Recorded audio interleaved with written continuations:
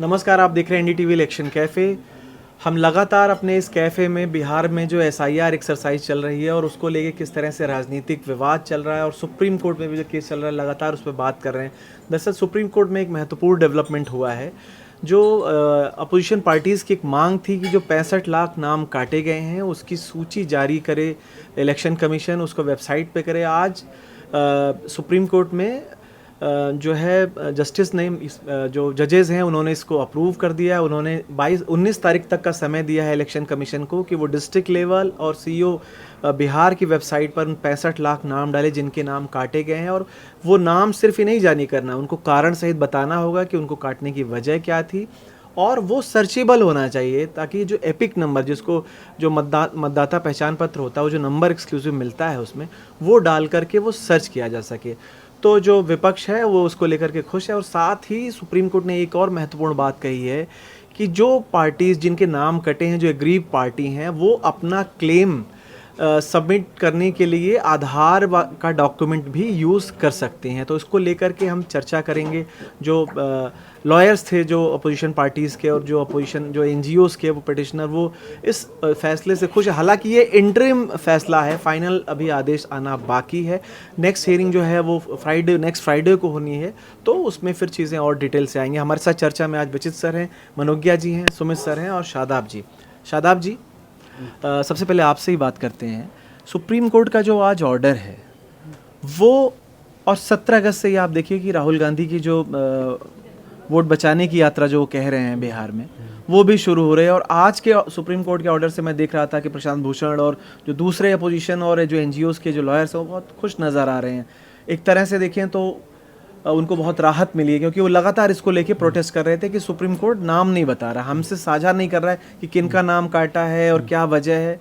और एक जो आपत्ति ये भी थी कि जो इन्होंने अपलोड किया है वो सर्चेबल नहीं है। तो अभी 65 लाख नाम जो है वो आप एपिक नंबर से सर्च भी कर सकेंगे। इसको लेकर के सुप्रीम कोर्ट का ऑर्डर है, कैसे देखते हैं इस ऑर्डर को आप? देखिए, ऑर्डर बहुत इंपॉर्टेंट है क्योंकि देखिए यही बात तो देखिए पहले ऑर्डर को समझ लिया जाए। देखिए, ऑर्डर ये है कि जो 65 लाख नाम काटे गए हैं तो जो इनकी आधिकारिक वेबसाइट है उस पर उन्होंने कहा है कि आप उसको पब्लिश कीजिए उन 65 लाख नामों को, जिसको इलेक्शन कमीशन नहीं तैयार हो रहा था। ये बताना ज़रूरी है कि इलेक्शन कमीशन नहीं तैयार था। ठीक है। दूसरी बात यह है कि उन्होंने ये भी कहा है कि जो सभी बीएलओ ऑफिस हैं उसके बाहर उन नामों को चिपकाया भी जाए और जो बीएलओ ऑफिसर है उसका फ़ोन नंबर भी दिया जाए, उसको भी बता दीजिए कि ताकि लोग बीएलओ से बात कर सकें।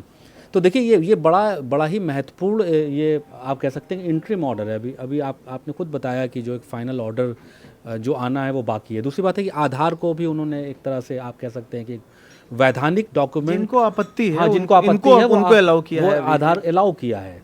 तो पहले तो कुछ और बात हो रही थी। दूसरी बात ये कि देखिए जो इलेक्शन कमीशन के जो वकील थे उनका जो रवैया था कोर्ट में वो भी बहुत सरप्राइजिंग था क्योंकि वो तैयार ही नहीं थे इस बात के लिए। वो तो कोर्ट के कहने पर किया ना उन्होंने, तो वो पहले क्यों नहीं कर सकते थे भाई? इलेक्शन कैफे में तो भी तो हम लोगों ने ये सवाल उठाया था ना कि भाई जिनका नाम आपने काटा है तो आप उनको बता तो दो कि भाई हम आपका नाम काट रहे हैं। अब उसकी लिस्ट कहीं है नहीं, कोई जानकारी है नहीं। अब हालांकि मैं इलेक्शन कमीशन की एक प्रेस रिलीज पढ़ रहा था, उन्होंने कहा था कि जो बीएलएज हैं पार्टियों बीएलओ, उससे उन्होंने वो सूची साझा कर ली है, मतलब फिजिकल कॉपी है जैसे भी उनको। अच्छा, ये बताइए कि एक नागरिक होने के नाते मैं बीएलओ के पीछे क्यों घूमूंगा?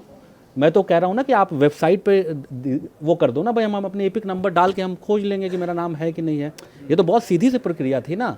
तो इसको इतना जो जटिल, नाम नहीं वाला तो अभी सर्च हो जाएगा, अगर आपका नाम नहीं है उसमें सर्च करने पे तो नहीं है। तो लेकिन किस वजह से नहीं है और ये भी तो बताइए भाई हम ट्रांसफर हुए या जिसका नाम कटा है क्या वो ट्रांसफर हो गया, वो मृतक है, वो दो जगह पे है, आपने जिस वजह से भी नाम काटा एटलीस्ट स्पष्ट होना चाहिए। दूसरी बात ये है कि ये ऐसा ना करके इलेक्शन कमीशन क्या है कि वो लोगों को पॉलिटिकल पार्टीज के रिप्रेजेंटेटिव पर छोड़ दे रहा था कि भाई आप जो पॉलिटिकल पार्टी के रिप्रेजेंटेटिव जो बीएलओज हैं अब आप उनके चक्कर लगाते रहिए, बीएलए जो हैं उनके चक्कर लगाते रहिए, उन बीएलए से पूछते रहिए कि भाई हमारा क्या है क्या नहीं है। दूसरी बात ये देखिए आज इस कोर्ट ने ये भी कहा, जो जो जो जो जो अपोजिशन के वकील थे जिन्होंने याचिका दायर की है उन्होंने ये सवाल उठाया कि भाई आपने जैसे हमने फॉर्म भरा और आपको इन बीएलए को दिया, लेकिन बीएलए ने कोई रिसीविंग नहीं दी, जिसको इलेक्शन कमीशन कह रहा था कि हमने रिसीविंग दी है।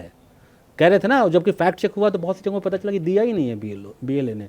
तो ये भी एक बड़ा व्यापक इशू। बीएलओ, वो बीएलओ है हाँ, जो वो इलेक्शन ये कमीशन का बात- रिप्रेजेंटेटिव, हाँ, वो मैं बीएलओ समझ- है, और जो मैं पॉलिटिकल पार्टी है वो वो बीएलए है। तो वही तो वो बीएलओ कह रहा था कि भाई हम तो दे रहे हैं, लेकिन उस बीएलओ ने दिया नहीं।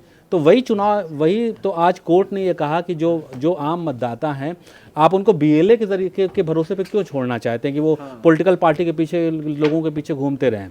तो सवाल ये है कि इलेक्शन कमीशन को ये भी देखना चाहिए था।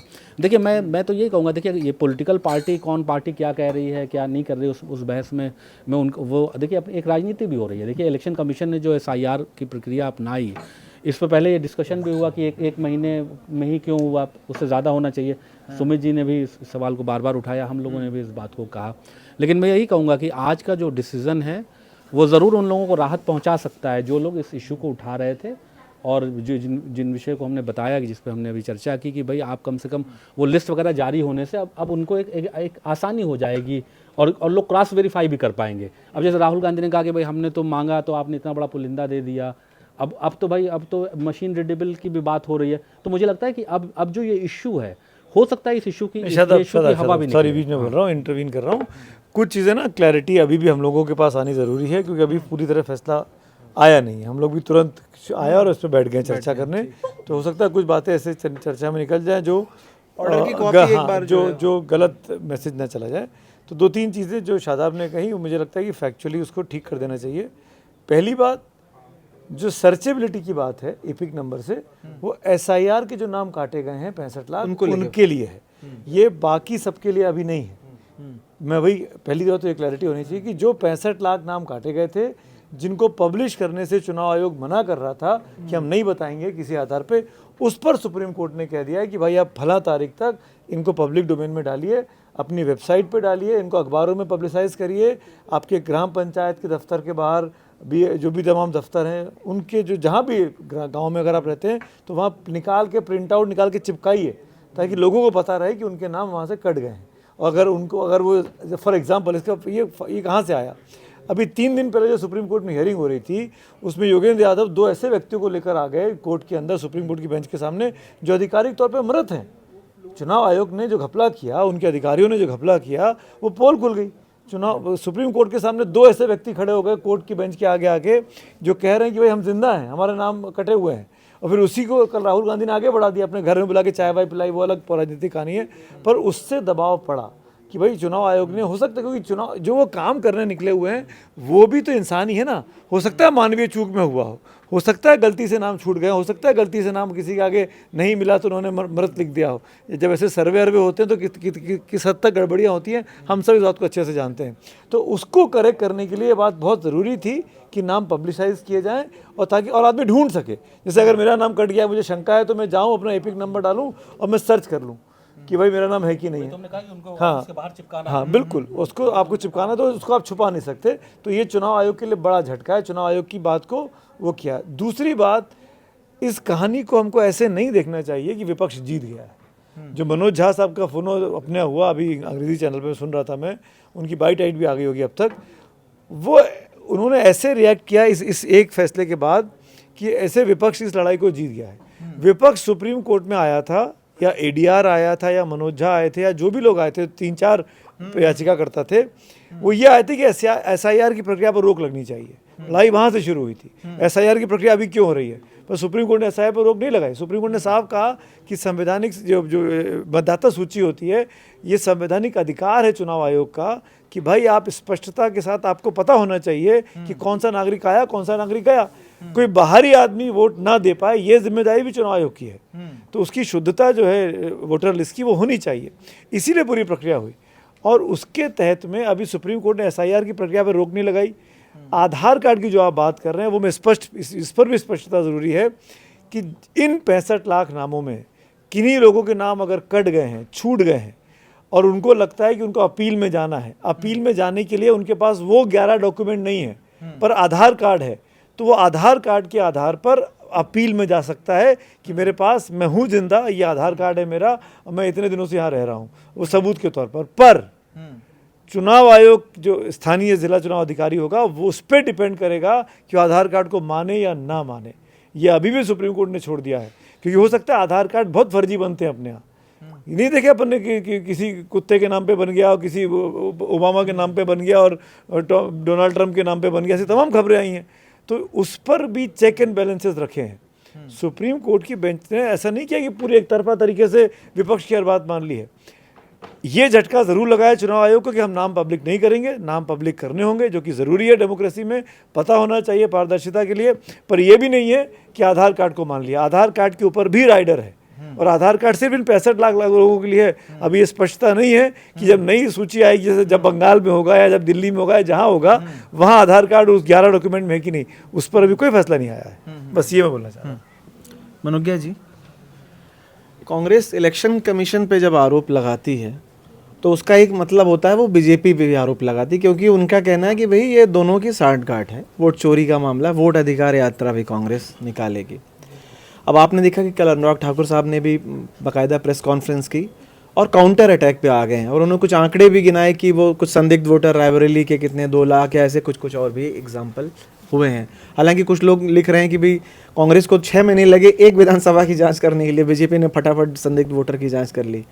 बीजेपी की क्या रणनीति है, क्योंकि राहुल गांधी तो 17 से जो है वोट अधिकार यात्रा भी निकाल रहे हैं। पूरे SIR एक्सरसाइज और विपक्ष जिस तरह से हमलावर है, बीजेपी की काउंटर अटैक की अब क्या रणनीति है? देखिए, पहली बात तो आरोप लगाने में ज़रूरी नहीं है कि हर आरोप का हर समय जवाब दिया जाए। मुझे ये लगता है कि बीजेपी अपनी स्ट्रैटेजी में बड़ी क्लियर रहती है। उन्हें ये पता होता है कि हमें किसका जवाब देना है और किसका जवाब अभी नहीं देना है। तो सुप्रीम कोर्ट पर सवाल उठाने की टेंडेंसी पार्टी की कभी नहीं रही है। ओवरऑल कभी भी किसी भी सवाल पे ये नहीं होता है जो भी है फैसला, हाँ कोर्ट का, अदालत का फैसला है, हम इसको मानेंगे, लेकिन हो सकता है दोबारा कोर्ट में इसके खिलाफ जाएं। लेकिन राजनीतिक तौर पर कोई भी जुडिशरी के फैसले पर सवाल उठाने की प्रक्रिया कम रही है। या मैं बात विपक्ष की कर रहा हूं, विपक्ष जो हमलावर है। अगर विपक्ष की हम बात करें तो विपक्ष इस समय सिर्फ कांग्रेस नहीं है। विपक्ष इसमें इस समय वो सारे दल हैं जो सत्ता पर काबिज हैं राज्यों में। आप उसमें दक्षिण के राज्य ले लीजिए, आप इस समय बंगाल में चुनाव होना है, टीएमसी सबसे ज़्यादा वोकल है। आज उनके नुमाइंदे पहुंच गए हैं अनुराग ठाकुर के घर पर सारे दस्तावेज लेकर बताने के लिए कि आपने क्या क्या गलत बताया है बंगाल के बारे में। डायमंड हार्बर की कॉन्स्टिट्यूंसी, जो कि अभिषेक बैनर्जी की कॉन्स्टिट्यूंसी है, जो न सिर्फ पार्टी के नेशनल जनरल सेक्रेटरी हैं, बल्कि इस समय अगर देखा जाए तो ममता बनर्जी के बाद अगर कोई पार्टी में सबसे ज़्यादा जगह और वक्त और अपनी इंपॉर्टेंस रखता है तो वो अभिषेक बैनर्जी हैं। लोकसभा में पार्टी का लीडर भी पार्टी का लीडर भी बना दिया, दोनों बढ़ गया है अब। लेकिन अब राष्ट्रीय तौर पर अगर आप देखें, क्योंकि कांग्रेस ने इस पर सबसे ज़्यादा मुद्दा उठाया और बिहार में स्टेक्स इस समय सबसे ज़्यादा JDU, RJD, कांग्रेस, बीजेपी, इन सबके सबसे ज़्यादा हैं।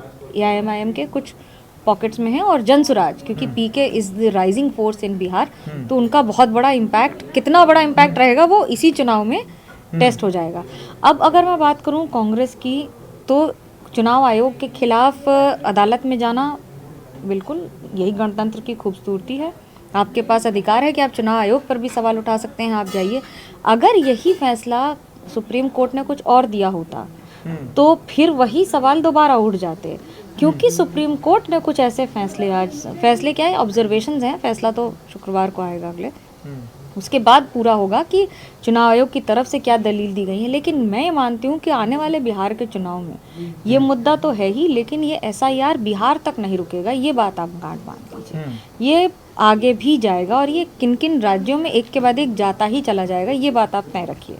इससे किसी पार्टी को नुकसान हो, फ़ायदा हो, ये सेकेंडरी है, लेकिन ये प्रोसेस में आ गया है, ये गाड़ी चल दी है। सर, ये जो मनोज्ञा जी ने सवाल उठा दिया है कि ये बिहार तक मामला नहीं है, ज़्यादा बड़ी लड़ाई तो बंगाल में देखने को मिलेगी, क्योंकि बंगाल की जो लड़ाई है वो सब वाकई युद्ध का मामला नहीं होता है, वहाँ कुछ और युद्ध भी देखने को मिलता है। तो ये लड़ाई आपको कहाँ तक जाती दिख रही है, और इसमें क्या जो सुप्रीम कोर्ट का आज का जो इंटरिम ऑर्डर है, विपक्ष को कुछ राहत मिलती दिख रही है? नहीं, विपक्ष को तो राहत इस मामले में तो है ही कि जिन 65 लाख वोटों का सवाल था, वो वोट किनके कटे हैं वो नाम सामने आ जाएंगे। ये विपक्ष अपनी ये मान रही है, और उसमें कोई मुझे नहीं लगता कि इसमें चुनाव आयोग को कोई दिक्कत होनी चाहिए। क्यों नहीं होनी चाहिए कि चुनाव आयोग ने नाम काटे हैं तो इस बिना पर काटे हैं कि भाई वो या तो वोटर के जो सबूत नहीं मिले, या दूसरी चीज़ कि वो इस दुनिया में न हो। लेकिन एक और सवाल है इसमें कि जो इस बीच अगर 65 लाख कटे हैं, जैसे जिन लोगों की मृत्यु हो जाए उन लोगों के नाम जैसे कट जाएं, जिन लोगों के पास कार्ड नहीं मिले, उनके पास सबूत नहीं मिले अपने होने का, उनके कट गए। लेकिन बहुत से लोग तो जुड़े भी तो होंगे, लोग पैदा भी तो हुए या 18 साल से ज़्यादा उम्र के भी तो हुए। जो 5 साल पहले 13 साल के थे वो तो अब 18 साल के हो चुके हैं। तो उन लोगों का जुड़ा तो वो नाम कहाँ है उसमें तो वो नहीं सर, वो है तो अभी जुड़ भी रहा है। फॉर्म 6 ये फॉर्म 6 के तहत नए जो एप्लीकेशंस आ रहे हैं। मेरा ये कहना है कि जितना पहले वोट था उसमें से जब ये घटा है तो जो नाम जुड़ रहे हैं तो वो जुड़ करके इससे ज़्यादा हो रहे हैं कि नहीं हो रहे हैं, या नहीं उसमें क्या देखिए, अभी वो 24 जून तक की लिस्ट थी। अब 1 जुलाई या 1 अक्टूबर को जो लोग 18 साल के हो रहे हैं वो भी फॉर्म 6 के तहत अपना वोट तो क्या जुड़वा सकते हैं। नहीं, मेरी क्वेरी ये है कि क्या 1 अक्टूबर तक जिन लोगों के 18 साल होंगे उन लोगों के लिए भी वोट देने का व्यवस्था की जा रही है? हाँ, की जा रही है। उनको फॉर्म 6 के तहत अप्लाई करना है, जैसे न्यू वोटर के लिए फॉर्म 6 का प्रावधान है। हाँ। और जो एक तो उनको वोटर आईडी कार्ड नहीं भी होगा तो वो दे लेंगे वोट। वोटर आईडी मिल जाएगा, वोटर आईडी के लिए ही है वो। फॉर्म 6 अप्लाई करेंगे, वोटर आईडी आपका बन जाएगा। नहीं, वोटर आईडी कार्ड अप्लाई आपको करना पड़ेगा, वो चुनाव नहीं करेगा। जब आप चुनाव देने जाते हैं वोट देने, वोट डालने जब आप जाते हैं ना, तो आप अपना, अगर आपके पास एपिक कार्ड नहीं भी है और आप 18 साल के हुए हैं तो आप अपना आधार कार्ड लेके, अपना पैन कार्ड लेके जा सकते हैं। उसमें आपकी डेट ऑफ बर्थ होती है, उससे स्टेब्लिश हो जाता है कि आप 18 साल के ऊपर के हो गए। पर आपका नाम क्योंकि लिस्ट में आ चुका होता है तो उससे वो ढूंढ लेता है। अच्छा, वो तब ठीक है। मेरा यही कहना है कि वो नाम अगर होंगे तो जितने नाम कटे हैं तो वो चीज़ें जुड़ जाएंगी। अब ये नाम कटे हैं उनमें मेन सवाल यही उठ रहा है कि ये किनके कुछ लोगों के जो जीवित हैं उनके नाम तो नहीं काट दिए।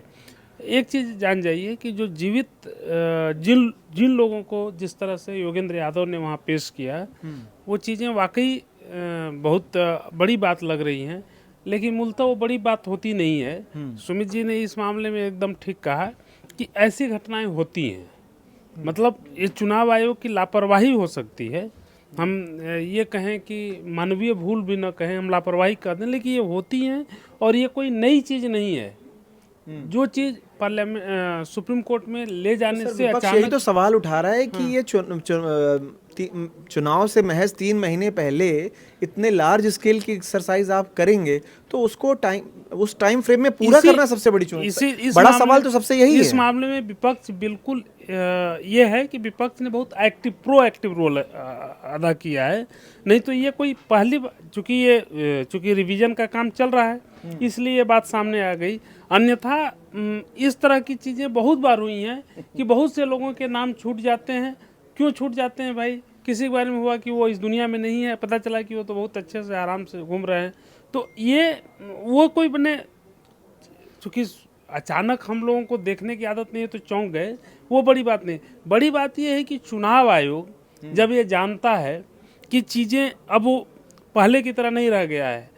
पहले भी चुनाव आयोग पर सवाल उठते थे और सभी लोग उठाते थे, लेकिन अब ज़्यादा पैनी नज़र है, तो उसको इन चीज़ों को बहुत स्पष्टता के साथ देखना चाहिए था कि इस तरह की चूक न हो। अब चूक हुई है तो सवाल उठा तो सुप्रीम कोर्ट ने तो एक तरह से देखें तो दोनों को प्रसन्न रखा है। SIR आपका सही है, इसलिए आप भी ठीक हैं, और विपक्ष को भी एक सांत्वना पुरस्कार दिया है कि देखो भाई तुमने भी बहुत प्रयास किया, वाकई प्रयास किया, ठीक किया, विपक्ष का काम है ये, करना चाहिए। और उसमें कि जो 65 लाख लोग हैं उन लोगों की सूची आ जाएगी। और अच्छी बात यह है कि वो सूची हर जगह पंचायत में दूसरी जगहों पर वो चिपकाना होगा, क्योंकि आज भी ग्रामीण अंचल में सबके बस का नहीं है कि वो मोबाइल पर या लैपटॉप पर जा कर के अपना एपिक नंबर डाल करके वो ढूंढ पाएगा। ये एक सुप्रीम कोर्ट ने मानवीय आधार पर एक अच्छी बात कही। एक चीज़ और बोलना चाह रहा था। आप चुनाव आयोग के बारे में बात कर रहे थे। बीते एक हफ्ते में जब राहुल गांधी ने प्रेस कॉन्फ्रेंस की 7 तारीख को, और आज हम 14 तारीख की बात कर रहे हैं, एक हफ्ते के दौरान दोनों पार्टियों ने कांग्रेस ने भी और भाजपा ने भी, कल जब अनुराग ठाकुर साहब की प्रेस कॉन्फ्रेंस हुई, उन दोनों ने ये स्थापित कर दिया कि देश में चुनाव आयोग कितना कॉम्प्रोमाइज्ड है, और आज से नहीं बीते कितने सालों से है। जिस चुनाव आयोग की हम बलिहारी देते हैं, कि जिस चुनाव आयोग को हम बताते हैं कि बहुत ही अच्छा चुनाव आयोग रहता है, बहुत ईमानदारी से चुनाव कराता आया है, ये सरकार में रहते हैं तो उनको दिक्कत होती है, जब वो सरकार में रहते हैं तो इनको दिक्कत होती है चुनाव आयोग से। पर दोनों पार्टियों ने, जिसने देश पर सबसे अधिक वक्त तक शासन किया, इन 75, 76, 77, 78 सालों का हिसाब निकालेंगे तो दोनों पार्टियों ने चुनाव आयोग की मिट्टी पलीत कर दी है प्रेस कॉन्फ्रेंस करके। ये सवाल खड़े कर दिए पहले राहुल गांधी ने कि चुनाव आयोग की कितनी गलतियां होती हैं, फेक वोटर कार्ड है, डुप्लीकेट वोटर कार्ड है, एक ही एड्रेस पे 80 लोग हैं। फिर कल अनुराग ठाकुर साहब ने पुराना सब खोल दिया कि कैसे इंदिरा गांधी करती थी, कैसे सोनिया गांधी करती थी, कैसे चुनाव आयोग के अधिकारियों को गवर्नर बना दिया जाता था, कैसे वो सरकार में मंत्री बन जाते थे। मतलब तब भी चुनाव आयोग के लोग जो थे वो पॉलिटिकल प्रेशर में थे, और आज अगर मैं उनको शब्द के ऊपर ले लूँ, जो उनका भावार्थ है सीधा सीधा सिंपल, तो तब भी चुनाव आयोग के अधिकारियों पर बवाल प्रेशर रहता था, आज भी प्रेशर रहता है। तब वो भी विरोध में थे, ये भी विरोध में थे। तो ऐसे में जिस संस्था को लेकर हम लोग बलिहारी देते हैं, दुनिया भर में कहते हैं कि हमारे लोकतंत्र इतना मजबूत है, हमारे चुनाव आयोग के एग्जाम्पल लिए जाते हैं, उस चुनाव आयोग को की क्रेडिबिलिटी पे तो हमारे देश की दो सबसे बड़ी पार्टियों ने सबसे गंभीर सवाल खड़े कर दिए हैं। देखिए सर, मंदिर बहुत पवित्र है, इसमें कोई सवाल नहीं। मंदिर महान है, मंदिर उच्च कोटि का है, इसमें कोई दिक्कत नहीं है। लेकिन इसके बाद कोई ये गारंटी नहीं ले सकता कि मंदिर का पुजारी चोर ना हो जाए। तो चुनाव आयोग गड़बड़ हो सकता है, और चुनाव आयोग को मूलतः विश्वसनीयता दी टीएन सेशन ने। टीएन सेशन से पहले भी जो इस देश के पहले मुख्य चुनाव आयुक्त थे सुकुमार सेन, जब 1949 में चुनाव आयोग का गठन हुआ, जब संविधान सभा की बैठक चल रही थी, तो पंडित नेहरू ने, चूंकि उनको था कि जल्द से जल्द चुनाव किया जाए, जल्द से जल्द इसलिए नहीं कि उनको जल्दी से प्रधानमंत्री बन जाना था, ये भी नहीं, प्रधानमंत्री ऑलरेडी थे, उनको ये था कि हम लोग लोकतांत्रिक प्रोसेस में आए। तो उन्होंने ये कहा कि हम तो जल्दी बस 6 महीने के 7 महीने के अंदर चुनाव करा लेंगे और चुनाव हो जाएगा। सुकुमार सेन ने उनसे कह दिया कि चुनाव कराना आपका काम नहीं है, आप इस तरह का बयान नहीं दे सकते हैं, जब तक हम पूरी तैयारी नहीं कर लेंगे हम चुनाव नहीं करेंगे, और ये हम तय करेंगे। और यही हुआ कि वो कहाँ 6-7 महीने में कर रहे थे, और चुनाव करने में 2 साल उसके बाद लगे।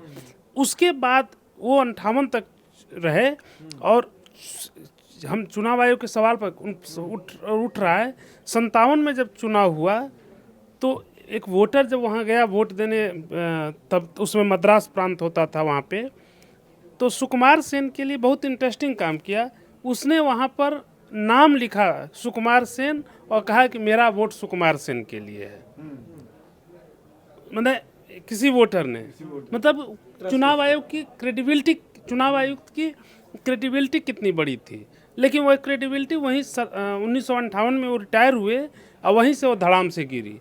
फिर वो 1990 में जब टीएन सेशन बने तब थोड़ा ये आया, और उसके बाद आगे की तो हम लोग के पब्लिक डोमेन में है ही कि किस तरह से एमएस गिल तो भी कांग्रेस के टिकट पे चुनाव लड़े नहीं, रिटायरमेंट के बाद कांग्रेस के नहीं सर, कल अनुराग ठाकुर जी ने नहीं वो चेक करिए, नहीं चेक करना पड़ेगा। नहीं कांग्रेस के नहीं लड़ा था, अभी चेक कर लेते हैं। वो उन्होंने एक तो लड़ा था संभवतः शिवसेना के टिकट पर, मुझे नहीं, चलिए एक बार इसको चेक कर लेते हैं। लेकिन शादाब जी, जो कल अनुराग ठाकुर ने जो प्रेस कॉन्फ्रेंस किया और उन्होंने कहा 80 से गिनाना शुरू किया, बल्कि उसके पहले भी वो नेहरू जी तक, जैसा सर ने बताया, लेकिन मुख्य आरोप सोनिया गांधी पे लगाया कि जब वो नागरिक बनी 1983 में, लेकिन वोटर लिस्ट में उनका नाम 80 में हो गया। और ये आरोप कोई पहली बार बीजेपी नहीं लगा रही थी। 1999 में आम चुनाव से पहले जब सोनिया गांधी अध्यक्ष बन गई थी, तो ये आरोप उस दौरान बीजेपी ने बहुत जोर शोर से लगाए थे, और वो रिकॉर्ड मतलब निकाल करके कि 80 में ये इनको वोटर लिस्ट में ऐड कर दिया, ये नागरिक तो 83 में बनी है। फिर उस समय की जो मीडिया थी उसने इस मुद्दे को उठाया, फिर 82 में इनका नाम काटना पड़ा। बाद में फिर ये आया कि सोनिया गांधी ने जो पहला वोट किया है वो नागरिक बनने के बाद ही। मतलब अब बीजेपी जो है वो सिर्फ कांग्रेस के सवालों का जवाब नहीं दे रही है, बल्कि कांग्रेस पे खुला आरोप लगा रही है। तो अब जो ये मामला है, अब इस चुनाव आयोग बनाम राहुल गांधी और विपक्ष नहीं है, अब बीजेपी भी इसमें खुल के सामने आ रही है। कांग्रेस के पास अब क्या वो होगा इसको लेके स्ट्रेटजी? देखिए राहुल गांधी तो ऐसा लगता है कि देखिए वो पीछे नहीं हटेंगे और उनकी यात्रा तो शुरू होने वाली है। 17 अगस्त से यात्रा शुरू हो रही है, जिसमें 2 चरणों की यात्रा है। फिर 1 सितंबर को एक बड़ी रैली पटना में होने जा रही है। तो देखिए स्वाभाविक सी बात है कि इसमें इस मामले में पूरी राजनीति हो रही है और राहुल गांधी भी इसका राजनीतिक लाभ उठाना चाहते हैं। देखिए उन्होंने जो बातें कही, तो जहाँ जहाँ बीजेपी का कैंडिडेट जीता तो वो तो उन्हीं के लिए कह रहे हैं ना कि भाई जहाँ बीजेपी का कैंडिडेट जीता, अदर पार्टीज के कैंडिडेट के लिए तो वो कहते नहीं हैं। देखिए जो लोग भी इस राजनीतिक प्रक्रिया को समझते हैं वो जानते हैं कि जो कैंडिडेट होता है, चाहे वो किसी भी दल का कैंडिडेट होता है, वो क्या करता है कि अपना वोट बढ़ाने का पूरा प्रयास करता है और वो अपनी विधानसभाओं में कैसे उसके लोगों का नाम रजिस्टर्ड हो जाए वोटिंग लिस्ट में, कैसे जो उसके सारे रिश्तेदारों का नाम जुड़ जाए, उसके समर्थकों को जुड़ जाए, ये सारे प्रयास सभी लोग करते हैं। इसमें कांग्रेस पार्टी के लोग भी करते हैं। ऐसा नहीं है कि कोई दल ये कहे कि भाई हम तो बहुत ईमानदार हैं, सिर्फ जो है भाजपा नाम जुड़वा रही है। सभी लोग करते हैं। देखिए ये खुला खेल फर्रुखाबादी है, इसमें सब लोग करते हैं। जो बहुत से अभी आपने देखा, बहुत सारे एग्जाम्पल हैं कि कैसे लोगों ने वोट खरीदते हैं, स्याही पहले लगा देते हैं। हम लोगों ने चर्चा भी की थी, वो वीडियो भी वायरल हुआ था। ये सभी दलों के लोग इसमें शामिल हैं। तो ये जो पूरी चुनावी प्रक्रिया है, इसमें जीतने के लिए साम दाम दंड भेद सभी दल लगाते हैं। शराबें क्या बढ़ती नहीं है क्या इलेक्शन से पहले? तो क्या उसमें ऐसा थोड़ी है कि किसी एक पार्टी के लोग बांटते हैं? सभी लोग बांटते हैं, पैसे बांटते हैं। तमाम इसके वीडियो सामने आए, लोग पकड़े भी गए पैसे बांटते हुए। इलेक्शन कमीशन इतनी नकदी जब्त करता है, ऐसा थोड़ी है कि सिर्फ एक पार्टी की करता है। तो देखिए ये जो पूरी चुनावी प्रक्रिया है, इसको ट्रांसपेरेंट करने की जिम्मेदारी सभी दलों की है, सिर्फ किसी एक दल की नहीं है। दूसरी बात, इलेक्शन, हम लोग तो अभी इलेक्शन वोटर लिस्ट की बात कर रहे हैं। ये जो चुनाव में जो धन बल और बाहुबल का प्रयोग है, इसको रोकने की भी अगले चरण में बात होनी चाहिए कि ये कैसे रुके। इसका खर्चा आखिर क्यों सिर्फ जिनके पास पैसा होता है वही इलेक्शन लड़ पाते हैं? कोई गरीब व्यक्ति इलेक्शन लड़ने के क्या मतलब सोच भी नहीं सकता है कि कभी जीवन में वो इलेक्शन लड़ पाएगा। और आपने बात की देखिए राहुल गांधी की, तो देखिए कांग्रेस इसमें पूरा राजनीतिक लाभ उठाना चाहती है और इसमें स्वाभाविक है कि कांग्रेस को लगता है कि ये एक ऐसा मुद्दा है जिस पे वो घेर सकती है अपोजिशन को, सत्ता पक्ष को। खासतौर पे उन्होंने देखिए इसमें कोई शक नहीं है कि ये जो मुद्दा है वो नीचे तक चला गया है। लोगों के मन में एक भ्रम की स्थिति पैदा हो गई है कि भाई ये क्या हो रहा है। ये तो देखिए एक घर में इसका राहुल गांधी पे आरोप यही तो लग रहा है कि वो भ्रम फैलाना चाहते हैं। तो बीजेपी यही कह रही है भाई, भ्रम फैलाना चाहते हैं, उसमें कामयाब हो गए। आपने तो ये उनके पास एक इशू आया है सरकार के खिलाफ कि वो इस इशू को लेकर जनता तक जा रहे हैं। और देखिए उन्होंने जो चीज़ें बताई, वो तो इलेक्शन कमीशन को, जो 80 घर एक रूम में थे, वो मुझे लगता है कि इलेक्शन कमीशन को उसका जवाब देना चाहिए। वही हम लोगों ने बार बार पहले भी इस बात को कहा कि राहुल गांधी ने जो मुद्दे उठाए हैं उसको इलेक्शन कमीशन को जवाब देना चाहिए। दूसरी बात ये कि जो आज सुप्रीम कोर्ट ने जो बातें कही, ये इलेक्शन कमीशन को स्वतः ही ये करना चाहिए था। आखिर सुप्रीम कोर्ट तक जाने की नौबत क्यों आई? सुप्रीम कोर्ट क्यों कह रहा है कि आप लिस्ट चिपकाओ? इलेक्शन कमीशन क्यों नहीं चिपका सकता है? या जो बातें हो रही हैं कि जिनके नाम काटे गए, जिन परिस्थितियों में काटे गए, कौन मृतक है, कौन ट्रांसफ़र हो गया, किसका किसी दूसरी वजह से कटा, आप ये काम पहले भी तो कर सकते थे। सवाल ये है कि इसमें सुप्रीम कोर्ट के इंटरवेंशन के बाद ही क्यों हो रहा है? मेरा सवाल तो ये है कि इलेक्शन कमीशन की ये नैतिक जिम्मेदारी थी कि उसको ये करना चाहिए था। क्योंकि अभी बोलते हुए हम लोगों ने चेक किया कि वो वाकई टीएन शेषन कांग्रेस के टिकट पर ही 1999 में आडवाणी के खिलाफ चुनाव लड़े थे, लाल कृष्ण आडवाणी के खिलाफ। हाँ, गांधीनगर नहीं, दिल्ली तो 91 के बाद नहीं लड़े थे, वो सिर्फ 99 में। लेकिन ये भी है कि इससे टीएन शेषन राजीव गांधी के बहुत करीबी थे। इतने करीबी थे कि जब उनके घर चंद्रशेखर सरकार के समय में कानून मंत्री थे सुब्रमण्यम स्वामी, वो टीएन शेषन के घर गए कि आपको मुख्य चुनाव आयुक्त बनाया जाएगा, ये सरकार ने फैसला किया, आप तैयार हैं ना? तो इन्होंने कहा कि मैं सोच के बताता हूँ। जैसे ही टीएन शेषन जैसे ही सुब्रमण्यम स्वामी उनके घर से गए, टीएन शेषन तुरंत राजीव गांधी के घर गए थे और राजीव गांधी से उन्होंने कहा कि सरकार ऐसा कह रही है, मुझे क्या करना चाहिए? तो राजीव गांधी, उन्होंने अपनी आत्मकथा में लिखा है, तो राजीव गांधी ने उनसे तुरंत कहा कि तुमको बन जाना चाहिए। फिर जब छोड़ने गए तो बल्कि उन्होंने ये भी कहा था राजीव गांधी ने कि वो दाढ़ी वाला उस दिन को कोसेगा जब तुमको मुख्य चुनाव आयुक्त बनाया। दाढ़ी वाला मैंने चंद्रशेखर के बारे में कि तो ये यहाँ पर बात ख़त्म हुई। और वाकई टीएन शेषन ने जो कुछ किया तो दाढ़ी वाला का तो नहीं, उसका तो राजपाट चला गया, दूसरे नेताओं ने जरूर कोसना शुरू कर दिया था। और उसमें आरजेडी लालू यादव का सबसे ज़्यादा 1995 का चुनाव उसमें फंसा हुआ था। सुमित सर, देखिए आते हैं मनोज जी के पास। अभी बात बीजेपी कांग्रेस की भी हम नहीं करते हैं, आपसे मैं सवाल पूछना चाहता हूं जनता के नज़रिए से, क्या इतनी बड़ी जो डिबेट वोटर लिस्ट को, मैंने तो कभी अपनी याद में वोटर लिस्ट को लेके इतना बड़ा डिबेट नहीं देखा, जो पिछले समझें कि जब से ये 24 जून के बाद से रोज़ इसको लेके एसआईआर के बहाने और वोटर लिस्ट में ये कमियां वो कमियां, फिर राहुल गांधी पीसी कर रहे हैं, फिर अब यात्रा निकलेगी, कांग्रेस बीजेपी आरोप लगा रही है। तो एक इसका पॉजिटिव आउटकम है कि इसको लेके बहुत डिबेट हो रही है, चर्चा हो रही है कि कैसे इसको सुधारा जाए। आपको क्या लग रहा है, ये सिर्फ सियासी उसमें आरोप प्रत्यारोप में मामला रह जाएगा या कुछ पॉजिटिव आउटकम निकलेगा, क्योंकि मामला अब सुप्रीम कोर्ट में भी है और सुप्रीम कोर्ट का भी कहीं ना कहीं दखल इसमें अब होगा? देखिए, जब पुराणों में पढ़ा है कि जब मंथन हुआ था तो अमृत भी निकला था और विष भी निकला था। तो इस पूरी प्रक्रिया का जो मंथन चल रहा है, इसमें अमृत भी निकल रहा है और विष भी निकल रहा है। अमृत ये निकल रहा है कि पब्लिक के अंदर खुद ये अवेयरनेस आ रही है कि भाई मेरे पास वोट देने का अधिकार, मैं 18 साल से बड़ा हो चुका हूँ, या मैं पिछले 4 बार से वोट डालता आ रहा हूँ, 4 बार से 20 बार से 25 बार से, तो अब नाम है कि नहीं तो मैं चेक कर लूँ। वरना हम लोग, कई लोग ऐसे होते थे कि चुनाव के दिन ही निकलते थे और पता होता था फला स्कूल में हमारा बूथ पड़ता, वहाँ चले गए, तो कभी इस कमरे में है, कभी उस कमरे में है, कभी कभी दूर हुआ तो पर्ची आ जाती है। पर्ची भी नहीं आती थी, तो भी मतलब अपने नोटे का आज तक पर्ची नहीं आई। अच्छा, आज तक पर्ची नहीं मेरे कॉलेज लेकिन में तो सेंटर आती हमको पता है कि वो कम्युनिटी सेंटर में पड़ता है, वहाँ चले जाओ तो एक नए कमरे मिल जाता है। खैर, तो अब वो अवेयरनेस आ गई कि भाई उस आखिरी दिन तक जाने की बजाय आप चेक कर लो कि नाम है कि नहीं है, नाम कटा कि नहीं कटा। कम से कम बिहार के लोगों के लिए तो ये विश ये है इस पूरी प्रक्रिया का कि चुनाव आयोग जैसी संस्था, हाँ, जो उसकी क्रेडिबिलिटी पे सवाल है, जिसको निष्पक्ष रहना चाहिए, जिस पर हम फक्र के साथ बात करना चाहिए, जिस पर हमको गौरव होना चाहिए, उसको हम सब मिलके मिट्टी पलीत करने पर लगे हुए हैं। और इसकी बहुत बड़ी वजह चुनाव आयोग में बैठे हुए अधिकारी हैं, चुनाव आयोग में बैठे हुए लोग हैं। उनको इन तमाम धारणाओं को, इन तमाम मिथ्स को, तमाम जो उनके बारे में भ्रम फैलाए जा रहे हैं, इनको तोड़ने का एक मैकेनिज्म बनाना चाहिए था। वो मैकेनिज्म, आज हम टेक्नोलॉजी के ज़माने में वो कुछ भी हो सकता था, तकनीक हो सकती थी, ह्यूमन इंटरवेंशन हो सकता था, कुछ भी हो सकता था, पर उनको ये करना चाहिए था कि ये भ्रम ना फैलने पाए। जैसे मैंने कहा ना कि भाई दोनों राजनीतिक पार्टियां अगर चुनाव आयोग पर सवाल खड़े करती हैं, जैसे सुप्रीम कोर्ट पे सवाल खड़े करती हैं कि उनके जज से हमारे जज हैं, उनके जज ने ये किया था, हमारे जज ने वो किया, तो ये सब चीज़ें अपने संविधान को अपने लोकतंत्र को कमज़ोर करती हैं। संविधान में ये तो खूबसूरती है ना कि भाई तीन ताकतें हैं, कार्यपालिका, न्यायपालिका, विधायिका, और तीनों मिलकर देश चलता है, इसीलिए हम इसकी मिसालें देते हैं। तो इसको जैसे बार बार शादाब कह रहे हैं, इसी को मैं रिपीट भी कर रहा हूँ कि इसको जितना मजबूत रखेंगे, जितना ताकतवर बनाएंगे, ये हमारे हाथ में है।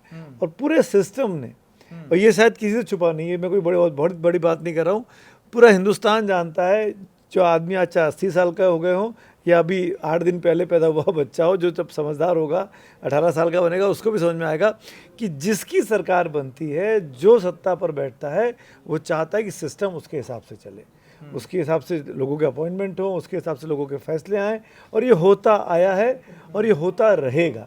इसको ठीक करने की आवश्यकता है, इस मानसिकता को बदलने की आवश्यकता है कि नहीं, कम से कम चुनाव आयोग जैसी संस्था, कम से कम सुप्रीम कोर्ट जैसी संस्था, इनकी जो ताकत है वो इसी में ताकत है कि ये सबके साथ बराबरी के साथ व्यवहार कर सके।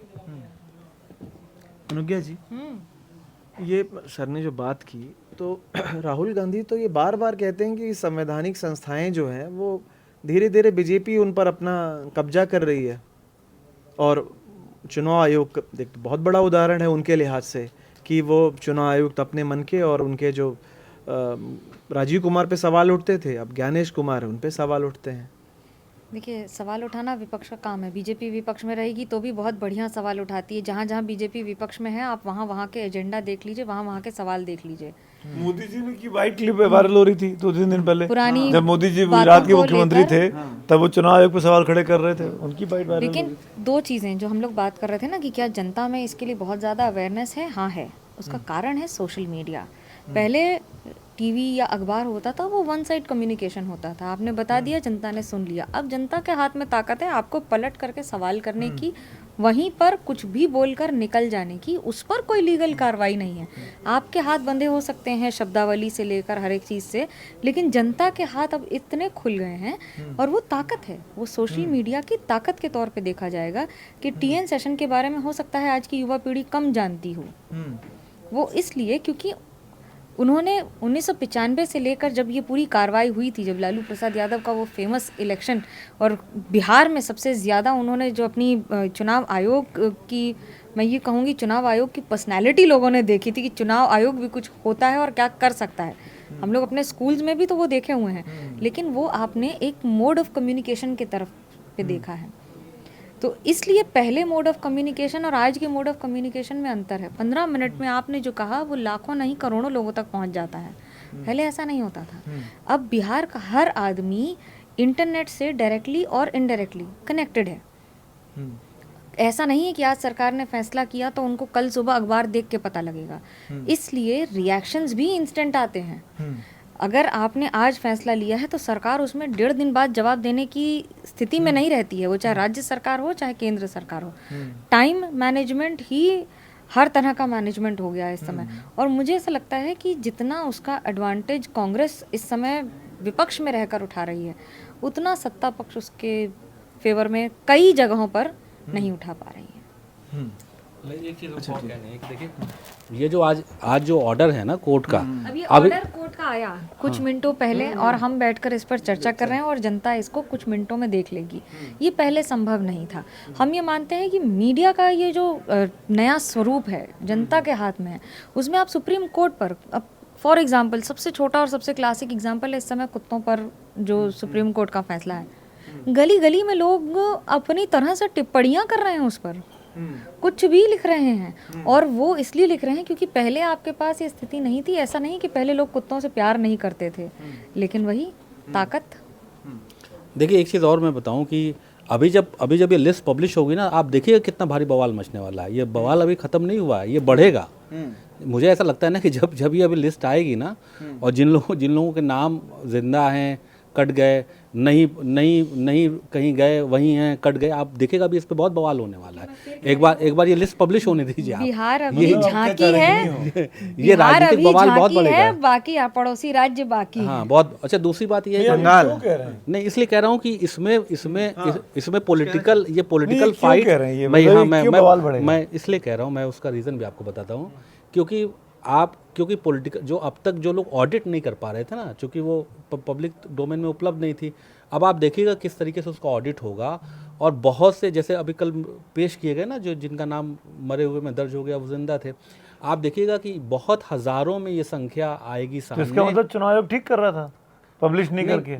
नहीं कि बवाल होने का तो डर था उसको। नहीं तो लेकिन बताना तो पड़ेगा ही उनको कि भाई हमने नाम काटे आप जो बवाल कह रहे हैं ना, ये कहानी को नेगेटिव कॉनोटेशन दे रहा है। नहीं मैं नेगेटिव उसमें नहीं, मैं कह रहा पॉलिटिकल ये कॉनोटेशन दे रहा है कि ये नहीं होना चाहिए था। दूसरी बात ये है कि देखिए जो एसआईआर की प्रक्रिया जो हुई बिहार में, वो ठीक है कि जल्दबाजी में हुई, कम समय मिला, लेकिन देखिए इससे लोगों को एक अवेयरनेस ये आई है कि अब दूसरे राज्यों में जैसे लोगों को आमतौर पर आदत नहीं होती कि बर्थ सर्टिफिकेट ले लें अपने बच्चे का, जाके डॉक्यूमेंट चाहिए। किसी फादर किसी की डेथ हो गई, लोग नहीं जाते हैं कि भाई हम कहाँ धक्के खाएंगे, जाके हम रजिस्टर्ड कराएं कि भाई हमारे यहाँ ये मौत हो गई। अब मुझे लगता है कि उसकी संख्या बाकी राज्यों में अब बढ़ेगी। शादा भाई, अब लोग कागज रखेंगे अपने पास। जमीन आसमान का अंतर आ गया है आज की तारीख में और आज से 20 साल पहले की स्थिति में।